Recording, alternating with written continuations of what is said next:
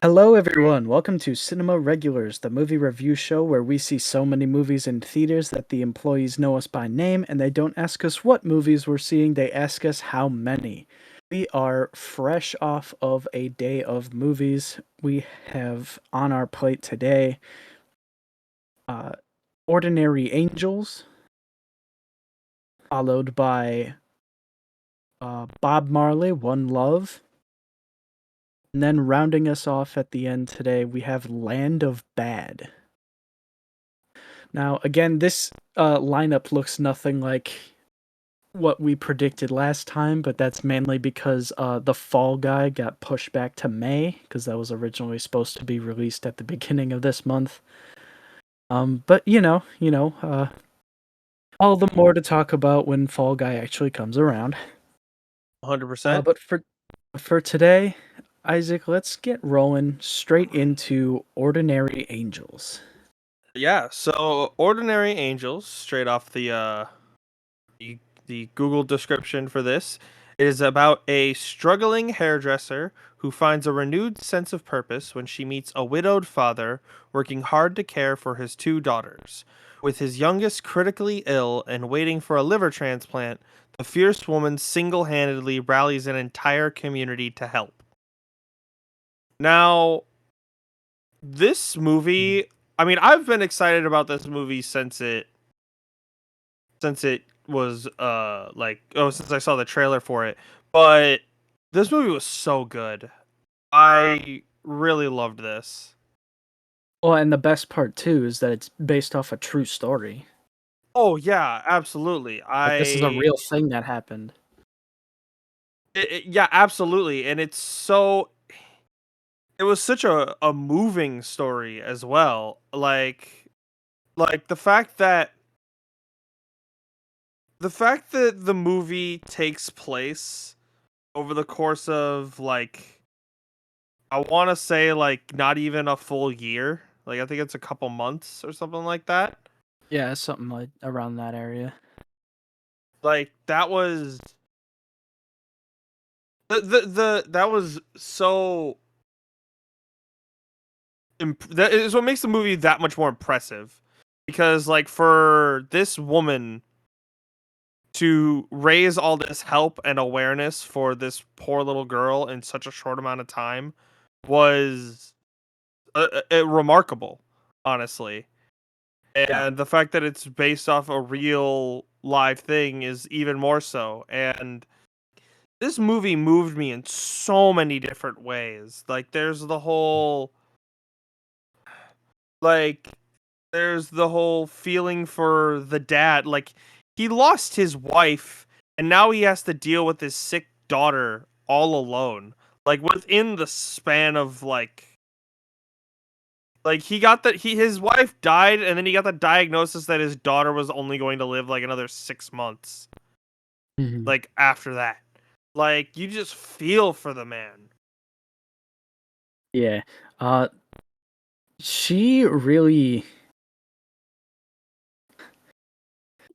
she really came in clutch throughout the whole movie. Like, Oh out yeah, of everything, she started doing like fundraisers for her in the first place, and made like $3,000. And then she comes over and helps like balance out the bills that he owes and just helps taking care of the kids.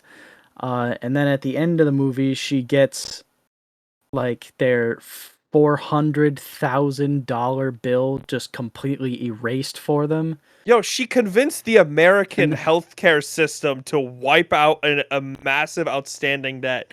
If that's not a 400 grand. superpower, like I don't know what is. She got 5 different CEOs to offer up the use of their private planes for when she needs to go to the hospital to get the surgery. Yeah, like that whole story was a roller coaster from start to finish, and even more so and even on the whole resonating with me thing, like the fact that there's like the mother who's like kind of like like she I thought messed you up. took notes. I did, yeah, I did. Like the mother who like she messed up and her son doesn't really want to talk to her or be associated with her anymore. Like I feel that, honest. I feel that a lot. I mean, going on with my personal life. So that was uh that was particularly heartbreaking for me. Like to watch this woman, like she tries to connect with her son and then like just goes right back to doing what she was doing before. Like Mhm. I feel that a lot, and like so like every time I watched her backslide in the movie, like it got more and more heartbreaking as it went on. Yeah. Um this the little girls in this movie as well were very good child actors in my opinion. They did a very good job. Are we watching the same movie? Because the girl playing Michelle was absolutely terrible. Well, she I was mean, I playing a mean, she 5-year-old. I mean, I know that she's 5 years old and child acting is hard for children, but, like, she was not great. Like, her mom just died, and I don't know if they were going for the, like, "Oh, she wasn't fully aware of what's going on here," type of thing, but, like, she was not even sad a bit or remorseful at all.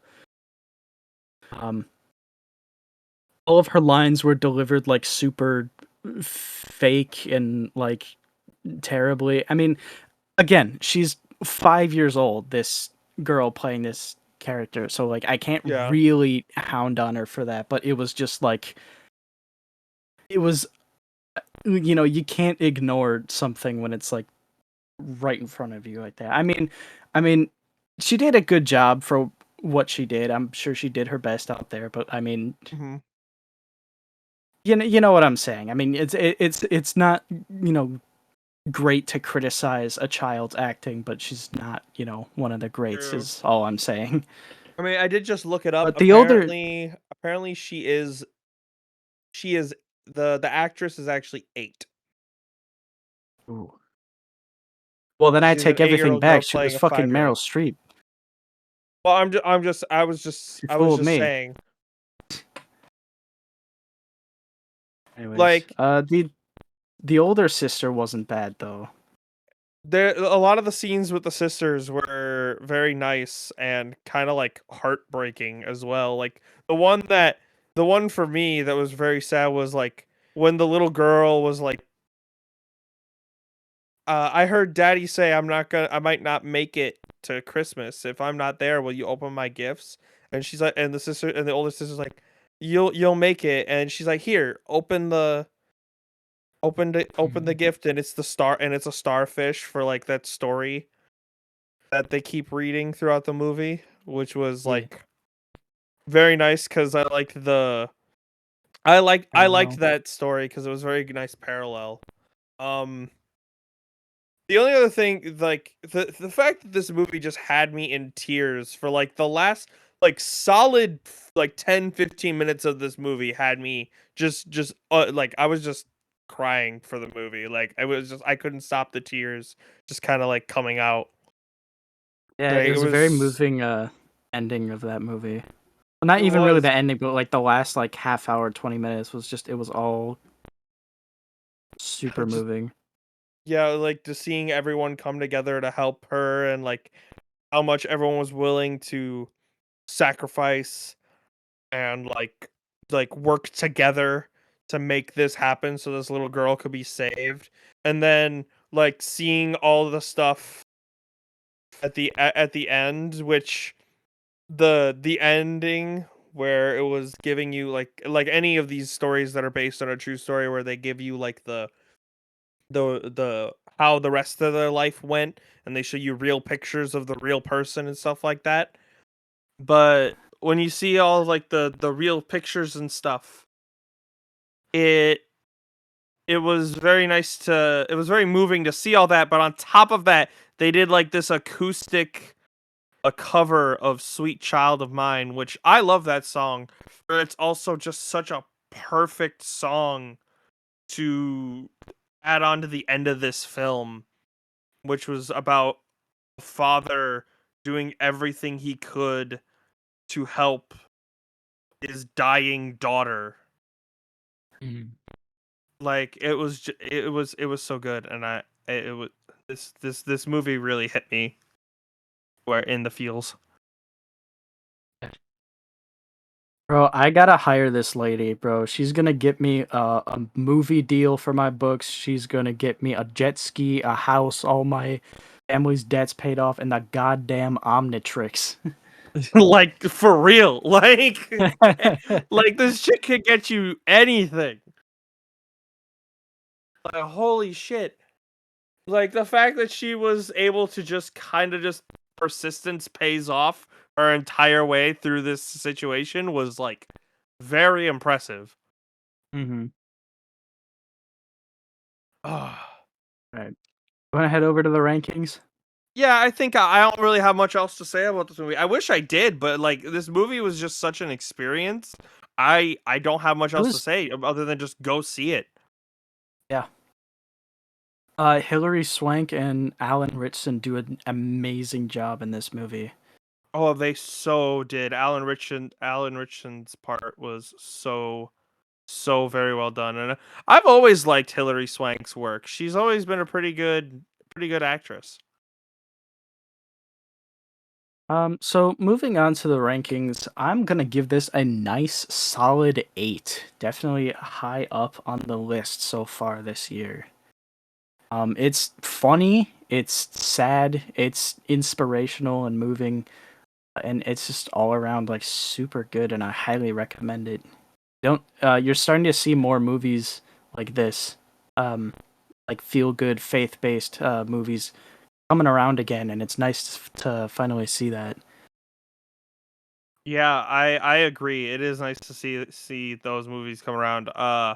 I'm giving this movie a 9. It's a very low 9, but I feel like it just barely broke that barrier. Like Nice. I was originally going to give it an 8, but the more I thought on it and thought on it and thought on it, like it just barely breaks that barrier into the 9 range for me. All right. Anyway, moving on to the Bob Marley One Love movie. Yes. This description is the shortest of all of them. It literally just says Jamaican singer-songwriter Bob Marley overcomes adversity to become the most famous reggae musician in the world. Cool. Before we get into that, special Yeah. shout out to that horrible woman sitting in front of us in the theater. Oh yeah, lady, if you're It if you're was sitting here for some reason watching this up, fuck you. Like that was awful. You were horrible she and was made this movie even more she was unenjoyable than it was. she was on her phone the whole time with max brightness on her screen, and I could see what she was doing. She was literally texting pictures of the movie poster, like not like she took the picture of the poster outside, like she downloaded promotional images off of Google for the movie and then just started texting them out to her friend all throughout the movie. Like she sent it to like 5 different people, and I'm like, "Can you put that away? That's what the giant guy on the screen told you all that already." And then in the middle of the movie, she fucking accepts a phone call and starts talking to whoever's on the other end Oh my gosh, during the yes. movie. Like it was Like, it was awful. Like why? And if you're gonna do crap like that, don't sit in the front for like you sat in front of every single person in the studio in the freaking theater and just did that. Like we aren't gonna see you on like we aren't all gonna see what you're up to. right, Like if you're doing shit on for your real. phone, like you shouldn't be doing that. But like, even if you are, fucking go sit in the back. Get a back seat so like you're not disturbing anybody, or like put the phone on low brightness, She or had like them what long I ass do. fingernails too. You could see it shadowed in the glow of her screen.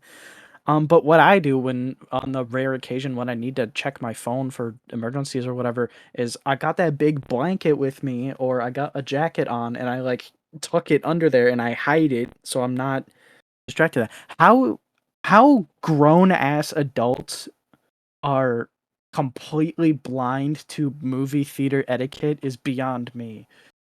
It's Oh yeah. not that hard to grasp. Get off your phone, don't talk fucking loud, and stop fucking disturbing everyone around you. It baffles me the amount of just lack of Bitch was awareness of checking other her people. email. I saw her. I love the fact that we have more about to say about this horrible, horrible person in front of us than we are going to have to say about this movie. Yeah, the movie itself, I mean, we're not big Bob Marley guys. We kind of just threw this on top because, what else is there to watch? Madam Web again? Yeah, how about Well, I no? mean, Nobody watched our first video talking about that. But yeah, to be fair though, like I feel like simply just from very neutral viewpoint, I don't like Bob Marley, I don't hate him, I've never really listened to any of his songs or whatever. hmm. Like a neutral third party just watching it as a film. It's boring. Yeah, they didn't really It's make just it. boring. See, Bob Marley was one of those guys. Like, I'm not a huge fan of his music, but I did like anytime I've ever heard of like his message, like what he tried to do. Like, I was like, yeah, you know what? Good on you. You know, that's I think that's a good thing he's trying to do. But Right, so like you know what? I this will run through the whole fucking movie right now. Ready? okay. Yeah. Okay. He makes music. He gets shot. Uh, he plays a concert. Uh, he goes to London. He plays a concert. He goes on tour. He plays a concert. He kicks the shit out of his friend. He gets slapped by his wife. And he goes back to Jamaica and he plays a concert. The end. Real like that was There's what like, most of this was like. I don't mean to like hate on anything like that he was doing, but like again, I always he always seemed like one of those people that I thought I would enjoy finding out about. I like finding out about artists because I like I mean, learning the to struggles be, they went through and stuff like that. But it would be a lot easier to understand the struggle he's going through if I can fucking oh no. understand the dude. Yeah, Like, they have some really heavy Jamaican accents, which I mean, no duh. I mean, that's how they talk, and that's I yes. mean, everyone played the characters and parts like super well.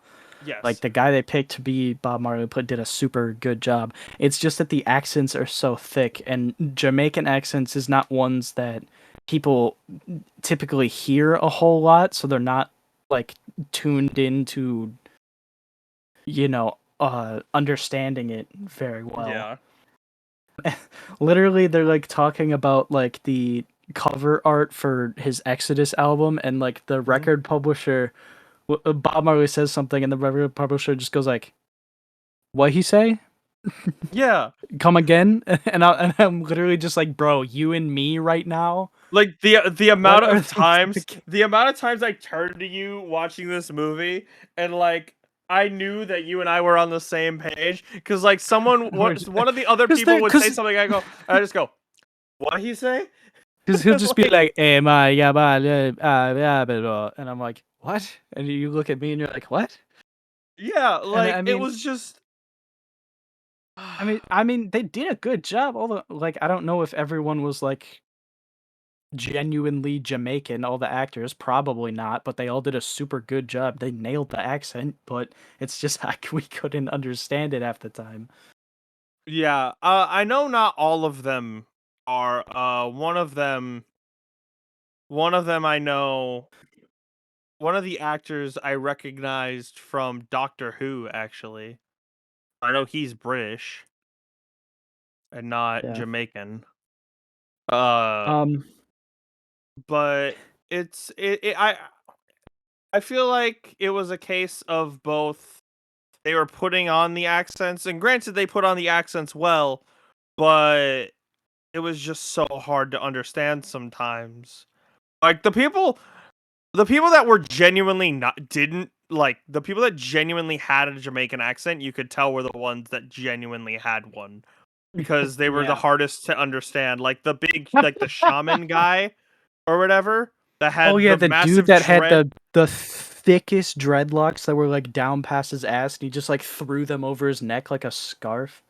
Yeah, like that dude, you could not understand a fucking word that man said throughout this movie. And again, this isn't hating on Jamaican people or anything. It's just it's took away from the Just enjoyment of the film. calling Like it like you see it. it was hard. It was hard to understand the movie, and it was. And yeah, I look. Well, to be I fair, figured. people with like you watch like reality shows or whatever any other Yeah, time on TV. If people have like the slightest bit of an accent, or if they're like in a different room or anything, they'll have subtitles because it's hard to understand what they're saying. But seeing that it's a movie in a theater, that's not really an option unless you get the whatever it is. Um, so it's just hard to see, this movie would have very hard to benefited understand. from subtitles. It would have be easier to Maybe I'll catch check on. it out again once it comes out, and I can put on some subtitles with it, Might be better, and might maybe go up a grade. might go up a grade. But like I can't understand half the things. I mean, again, the message he was trying to convey was good, but like for half the movie, they kind of portrayed him as kind of a dick. A little Like bit I'm here not and there, like yeah. like he just kind of got into this space. Also, they just would casually show like he's literally on the phone with his wife. I need you to record this album, while the chick that he is cheating on his wife with is standing behind him outside the booth having a cigarette. Like what the fuck? Yeah, we don't have a whole lot more to say about this movie, except I would like to bring up the best part of this movie. Yes. There's a flashback to Bob Marley's first band, and they're in like this recording studio in Jamaica, and there's one guy who's chilling in the studio, like the owner, and he's talking through the glass to the guy running the booth, and the guy in the booth is like, "Man, these guys suck. He's like, this is not working. Like, I'm not having any of this." Uh, and then the owner's like, "Yeah." And then he's like, you gotta get out of here." He's like, "I'm out. I'm dipping. I'm not gonna sign you or whatever. We're not gonna do nothing here." And they're like, wait, one more song." And then they do like this. They do a second song, and it's miles better than the first song that they were Yeah. singing. And the guy comes back through the door, and he's like, he's like, all right, that's better, that's better. And he goes up back to the window, and he looks back at the guy in the booth to see how he's like, "What do you think now?" And it pans back, and the man is just hitting the yoinky sploinky in the booth. Like, he is like perpendicular, doing like some big, like bouncy arms waving all over the place. Like, he's doing like windmills with his arms in the booth. Like, his body is perpendicular to the floor doing windmills. Bro went horizontal for that shit. I guess he liked it. Yeah, like dude was hitting Must have it been so good. hard. Oh, that was And so with good. bananas. That That was the best part of the movie. I audibly laughed at that. Like, I did like a kind of like it was super funny. But that Oh, was like the only like honest reaction I ever got out of that. Everything else I was just kind of like slumped and going on because there wasn't a whole lot happening, unfortunately. yeah. No, yeah. So, do we want to move on to the rankings? Sure. I'm giving this just a straight up 4. not the worst thing I've ever seen, but it's one of the more boring films I've seen this year, which is better than it just being straight up bad, but Yeah. it's still not great. Yeah, I'm giving this movie a 4 and like a low 4. Like it wasn't I didn't really enjoy myself a whole lot during this movie. The honestly, most of the enjoyment I got out of this movie was just the just every time I didn't understand what someone said was just leaning over to you. What he say? Like, it was just kind of Huh? fun. He said, Huh? huh? War? But anyway, uh Anyways, moving on to our last movie of the show, something that we really just threw on top because the other theater in our town had actually already, kicked this out of all of its showings already, so we were kind of like a last grasp to go see this. But we just threw it on because it looked semi interesting. Land mhm. of Bad. Isaac, would you Yeah. like to take us away with the description here? Oh, absolutely. Land of Bad is a story about when a Delta Force team is ambushed in enemy territory, a rookie officer refuses to abandon them. Their only hope lies with an Air Force drone pilot as the eyes in the sky during a 48-hour battle for survival. I'm sorry, that kind of got out of there a minute. But no, this movie got better and better as it went on. Yeah, like sitting down in the theater and straight watching it like right away, I was feeling more like a 5, and then it just kept going up and up and up from there. Um, dude, with a stacked cast with Russell Crowe, Liam Hemsworth, Luke Hemsworth, and Milo. I can't pronounce his last name, but Peter from Heroes. Mm. Dude, It's Ventimiglia. Ventimiglia. Sure, I'm assuming. I'm Milo. assuming it.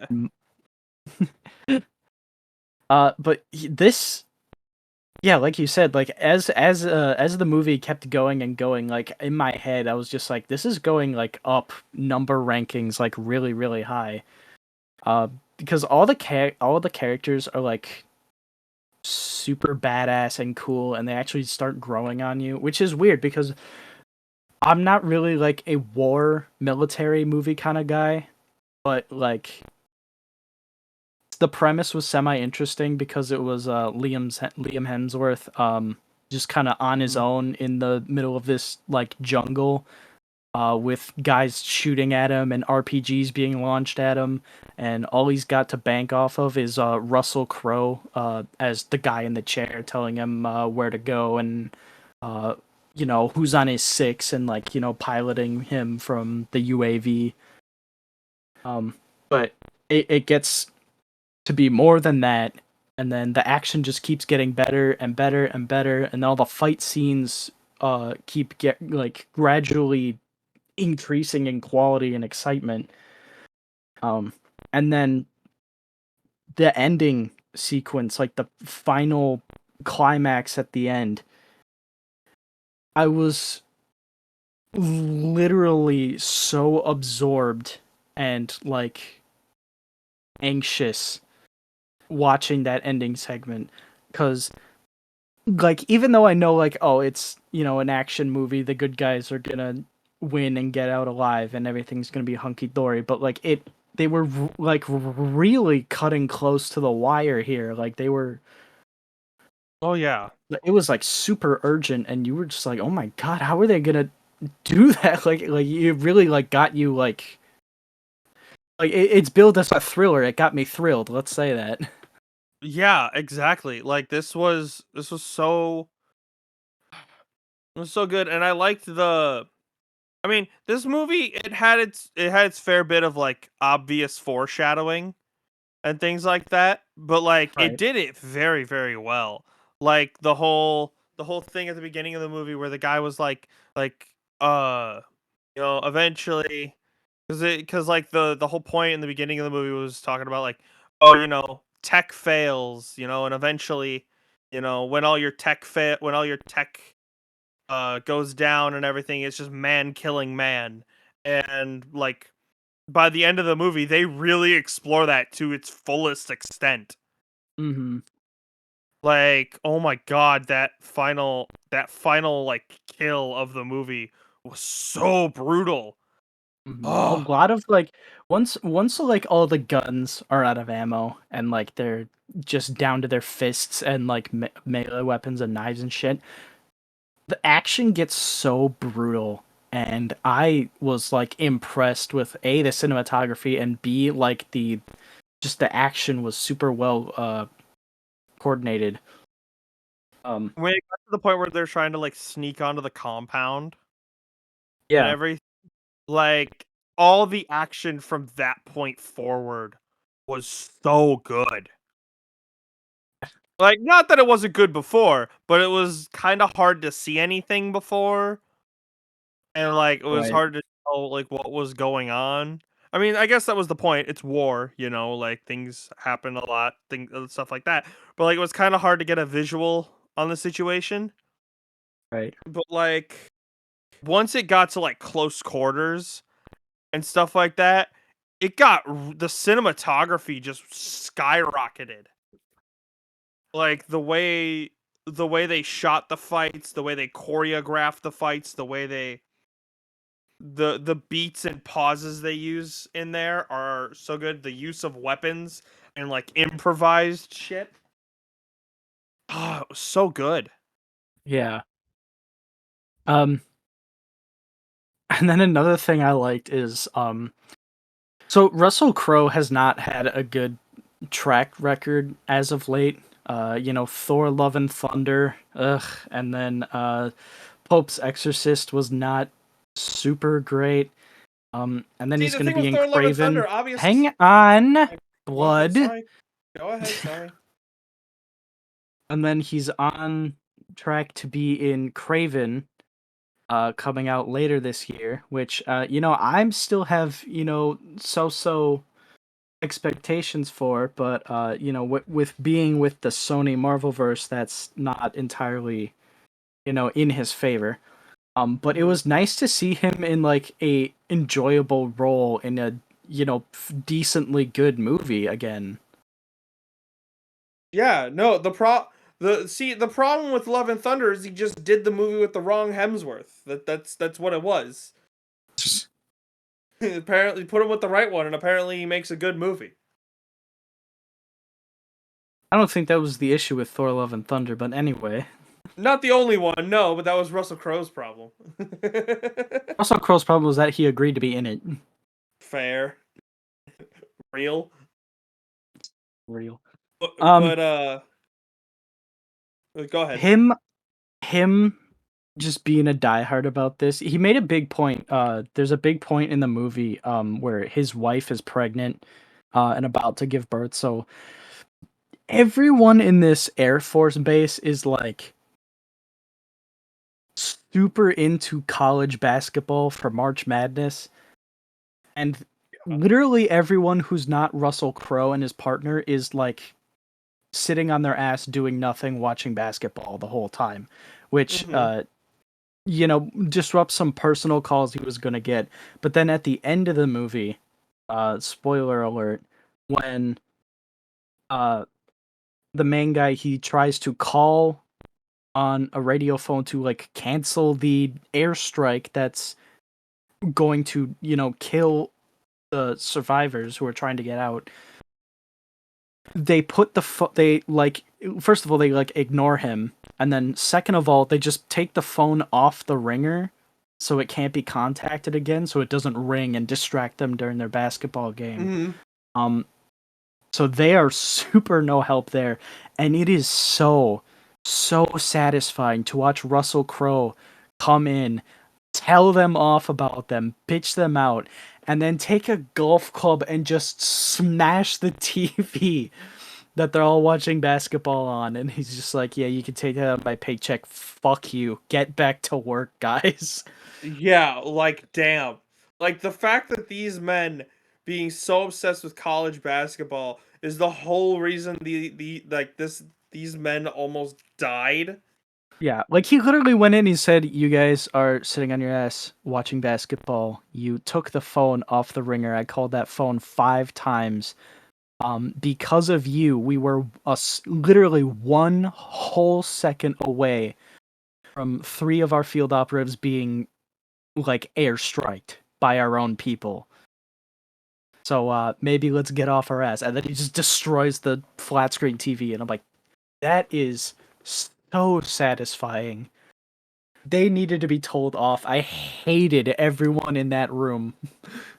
I same here. They were so interesting. And then that one, oh my god, remember that one fuckhead who walked in like in the middle of the damn op and is Oh, like, "Hey, yo, yeah, they're making a Starbucks run. You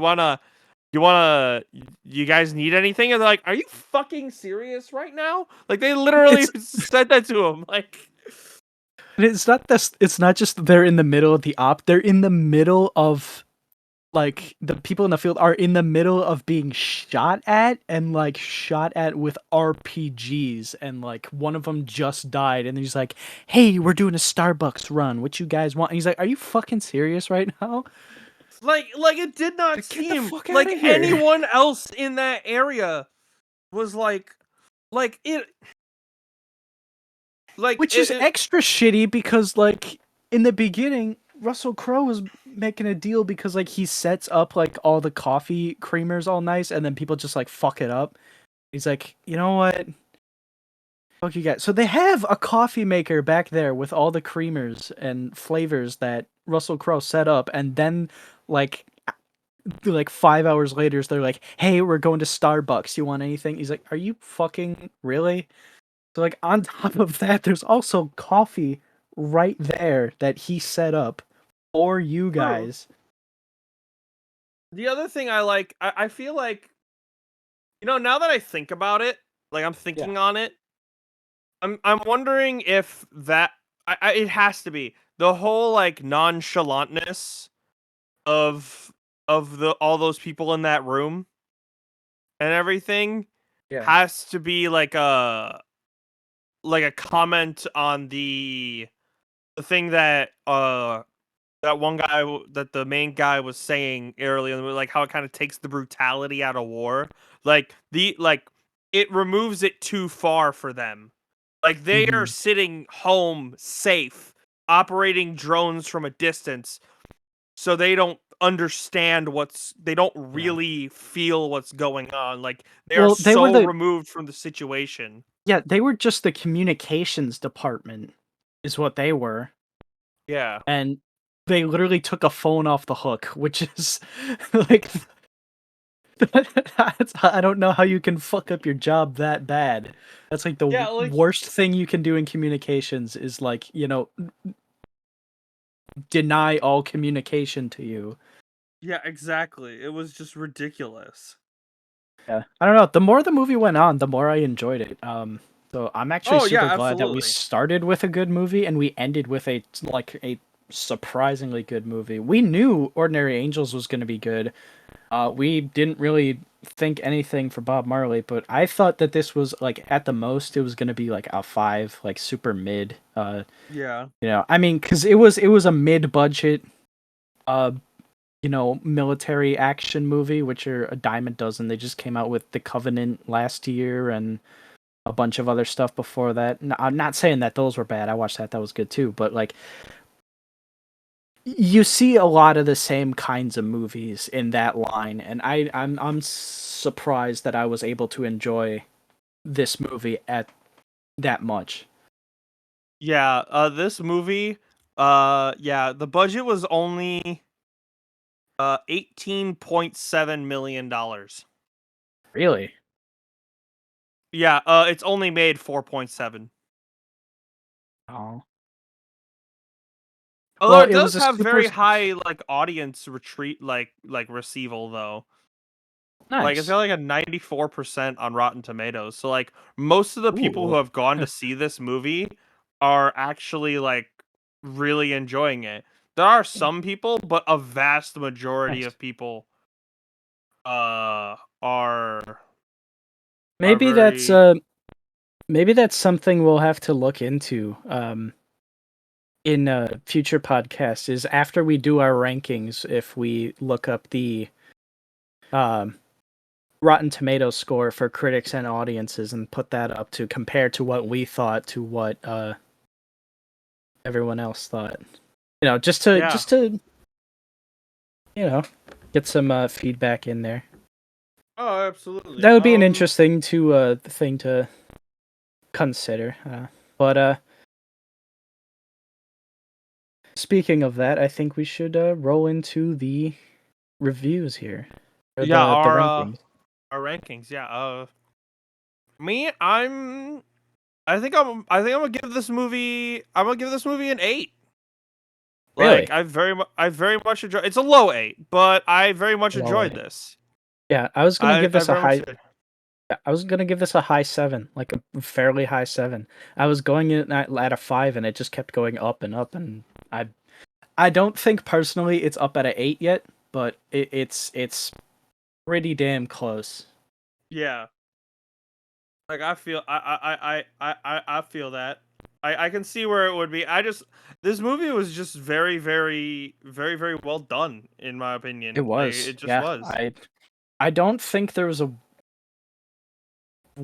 single boring part of this movie. No, there really wasn't. I actually Plus, no, go ahead.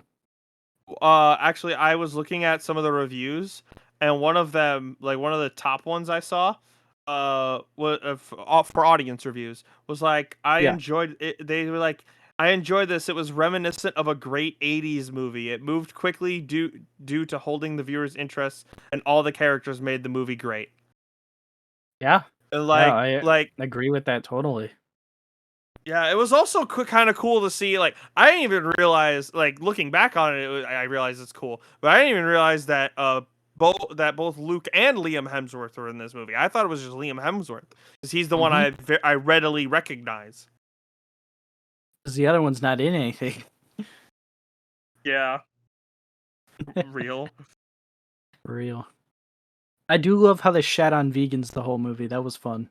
Oh, that was really funny. I love that so much. All right. Oh, it was really funny. I love the fact. I love the fact. Like, I'm sorry. I loved the moment where he's standing in the supermarket and he says they got real Mexican food, and then he's like, yeah, but they got meat in it, and then you can tell that she's like yelling at him, and then he's just like, I'm sorry, I used the word real. Like, that's so obvious. Like he even made the joke, like, hey, you want to know how someone's vegan? They'll tell you. Like it was really good. It was really They funny. will tell you. All right. Isaac, my guy, Yes.